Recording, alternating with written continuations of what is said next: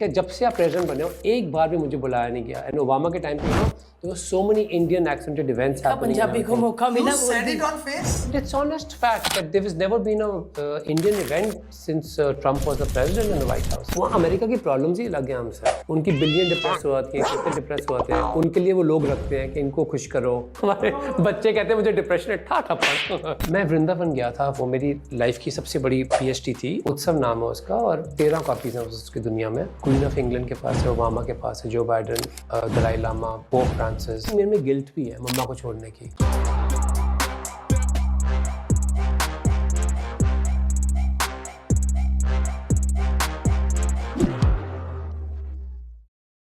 Welcome to LOL podcast और आज हमारे साथ है superstar chef Vikas Khanna. Vikas sir, thank you so much for coming. ये दिल खुश हो गया मेरा तो दोनों देख के। थैंक यू जी। आपकी जिंदगी में आई थिंक आपने इतनी सारी चीजें की हैं और मैंने इस इंटरव्यू से पहले आपके बहुत सारे इंटरव्यूज देखे और उसमें मुझे आपकी पूरी कहानी पता है। अब मैं जो मुद्दे मुझे जानने हैं, जो मुद्दे हमारी ऑडियंस को जान के आई थिंक चेंज आए, कुछ सीखे आपसे, तो कहाँ से शुरू करें सर, आप बताइए। बिकॉज बहुत भाई देखो साडा कॉमन पॉइंट अमृतसर है। यस, ਅੰਮ੍ਰਿਤਸਰ ਤੋਂ ਸ਼ੁਰੂ करना चाहिए था। स्टार्ट करते हैं अमृतसर से। ਜਿੱਥੇ ਮੱਥਾ ਟੇਕਣ ਵਾਲਾ ਸਾਡਾ ਸ਼ਹਿਰ ਮੱਥਾ ਟੇਕਣ ਵਾਲਾ, ਰਾਈਟ? क्या बात। How lucky we are to be born in Guru Ramdas city. Yes. ਉਸ ਮਿੱਟੀ ਤੇ ਪੈਦਾ ਹੋਏ ਹਾਂ ਜਿੱਥੇ ਸਭ ਤੋਂ ਵੱਡਾ ਜਿਗਰ ਹੈ, ਦਿਲ ਸਭ ਤੋਂ ਵੱਡਾ, right? I get goosebumps when I से दिस। मैं मास्टर शेफ में गई थी और मैं नई आई थी तब। मैंने बोला कितना टैलेंटेड बंदा है, तो कहते ये अमृतसर से कहा तो मुझे इतनी खुशी हुई ना। और मेरी उंगली भी काटी तूने उधर हाँ, उसके सामने। मैंने खाना खिलाया, मुझे उंगली काटी। आज तक वो उंगली नहीं निकली मेरी, देख अभी भी 2 उंगलियां कम है मेरी यार। तो सर अमृतसर की एक खास बात, जो एक आउटसाइडर अमृतसर में जब गया पहली बार, खाना, मैंने खाना ऐसा खाया और मुझे लगा कि यार ये कैसी दाल है, ये कैसा एक अनोखा टेस्ट है जो हमने कभी हमारे टेस्ट बर्ड्स ने टेस्ट नहीं किया, जो अमृतसर में। गुजराती बोल रहा है? हाँ जी। तूने कन्वर्ट कर दिया उसका? मेरे को बहुत टाइम से मैं गुजराती खाने में कन्वर्ट हो गया हूँ। I love Gujarati cuisine. उफ। पर हाँ, मतलब ऐसा है कि कई चीजें तो क्या कमाल। कई चीजें नहीं, ये थोड़ी गुजराती फूड को ना मीठा बोल के खत्म कर देती है। बट अपार्ट फ्रॉम मीठा, डिपेंड्स कहाँ से खाना। गुजराती भी बहुत तरह खा रहा है। कच्छ के खाने में मेरे को तो कोई मिठास नहीं दिखी। यस, कच्छ का खाना बहुत तीखा और स्पाइसी होता है। Amazing. It's overlap between Rajasthani Gujarati, that layer. भूख लगाने वाली बात है यार। तो और तूने किस लिए बुलाया हमको यहाँ? तो सर शुरू करते हैं अमृतसर से। जी। आपका जन्म अमृतसर में ही हुआ था? अमृतसर में जन्म हुआ था, पैदाइश वहीं की थी, स्कूलिंग वहीं की थी। जितनी बार फेल हुआ क्लासों में अमृतसर में हुआ, जितनी नकलें मार के पास हुआ अमृतसर में ही हुआ। तो आपने खाना बनाना अमृतसर में ही सीखा? हाँ जी। क्योंकि अमृतसर में आप कोई भी रेडी पे खा लो, बड़ी से बड़ी होटल में खाओ, कहीं भी खाओ, टेस्ट कमाल ही मिलता है। तो ये कहाँ से आया ये टेस्ट? आई थिंक दादी के किचन से। So I was born with a small physical disability, so I couldn't walk and run, nothing. So till I was 13, I had never run in my life. Oh my God.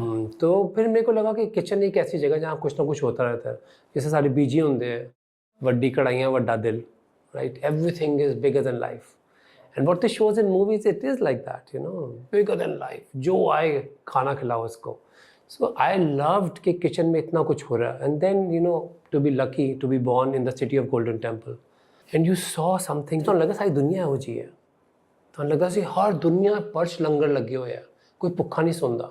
But when you started traveling, you realized कि Amritsar is blessed कि 24 घंटे गुरुओं ने लंगर चलाए हुए हैं। मतलब it's like, how is it possible? कोई भूखा नहीं सोता वहाँ। Right?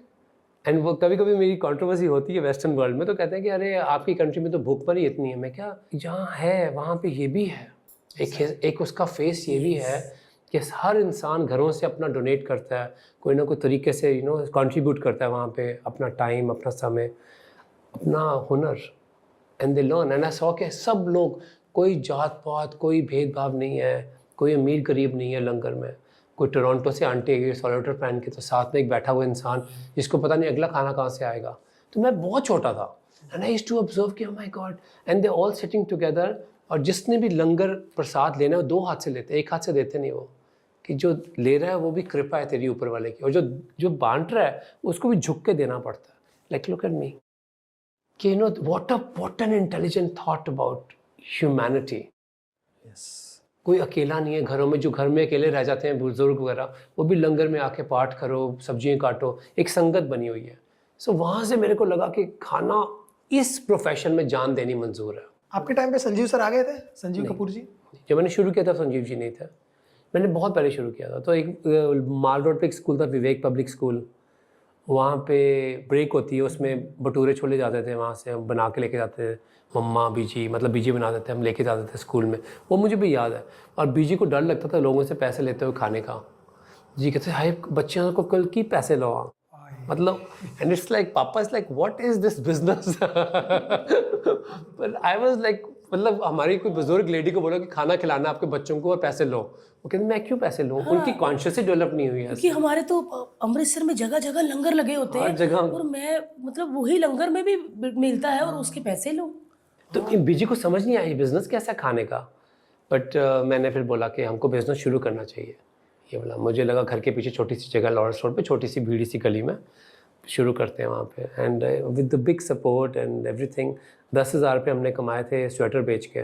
तो मेरे को स्वेटर बुनना भी आ गया, बिकॉज पापा ने कहा बेच के दिखाओ, मतलब पैसे होंगे तो शुरू करोगे ना business. And this is like 1989-90। फिर 90 में हमने बिज़नेस शुरू किया लॉरेंस गार्डन के नाम पे, जो अमृतसर में आपको पता है गार्डन के स्पेलिंग GARDN होते हैं। हमारा जो साइन बार था, इतने साल से गलत स्पेलिंग लगे थे, किसी को फर्क नहीं पड़ता, जो पढ़ने वाले भी वैसे, लिखने वाले भी वैसे। बड़े भोले यार।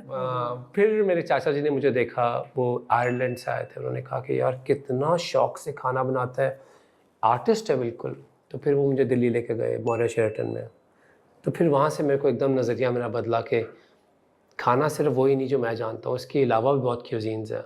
आपको तो सिर्फ पंजाबी खाना पता सी, और ये 10-12 चीज़ा जो मैं मुँह ज़बानी बोल सकता, dal makhani, chicken pakora, tandoori chicken, you know, saag paneer, कुलचे, रोटियाँ, that's it, that's all I knew.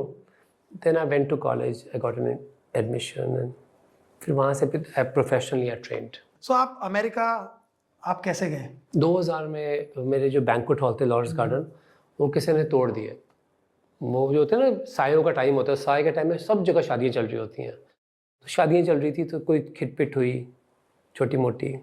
मैं इतना बिजी था, खाना बना रहा था, बाहर किसी का वो था, रोका था, मैं कभी नहीं भूला। तो कुछ लोगों ने खुंदक खा ली, और वो पापा भी नहीं था, सेलफोन भी नहीं था तब, कुछ भी नहीं था। तो उन्होंने बुलडोज़र मंगा के सारा मेरा बैंक्वेट तोड़ दिया।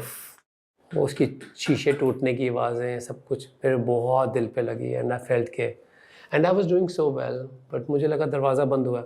और वो पहली बार था मैं रात को गोल्डन टेम्पल गया। हर रोज़ पार्टी खत्म होने के बाद जाता था मैं, और मेरा एक फ्रेंड था बब्बू। आप जितने मर्जी पार्टी खत्म होती थी, पता है पंजाबी पार्टी लंबी चलती है, नशना भी बहुत होता। तो गया तो पहली बार गोल्डन टेम्पल का दरवाज़ा ही बंद था, वहाँ रिपेयर चल रही थी गलेरे की। तो मैंने कहा तो गुरुओं ने दरवाजे बंद किए हुए मेरे वास्ते। It really broke my heart and I felt so alone. And फिर मेरे भरा ने किया कि हिम्मत ना हार, शायद कोई बड़ा रास्ता खुलेगा तेरे वास्ते।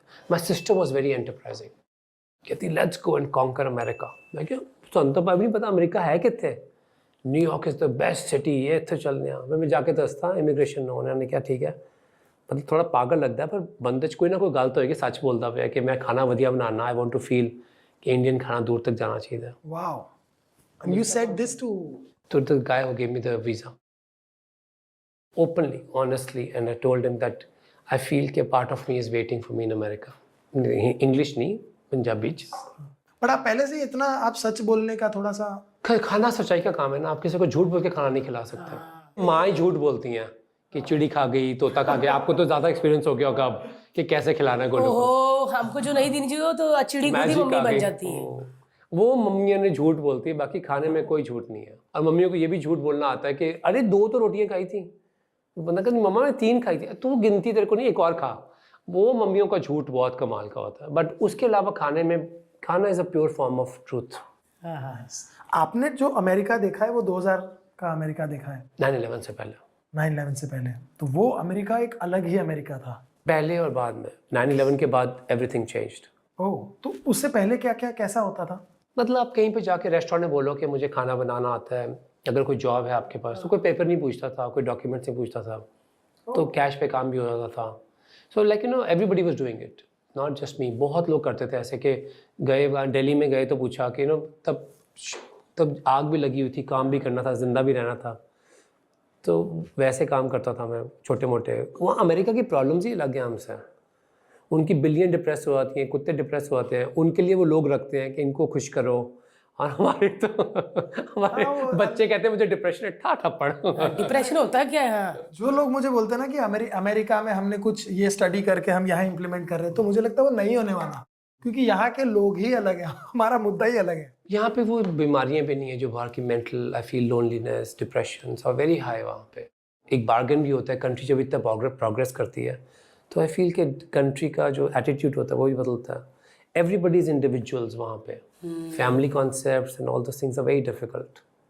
वहाँ पे सच में ऐसा है कि फैमिलीज बहुत ज़्यादा क्लोज नहीं रहते हैं? लड़की 16-17 साल में घर पे रह रही है तो स्टिग्मा माना जाता है वहाँ पे कि दे फील कि डेटिंग नहीं होगी, कि यू नॉट इंडिविजुअल। पर उनके बच्चे बाहर जल्दी निकलते हैं, वो काम भी सीख जाते हैं।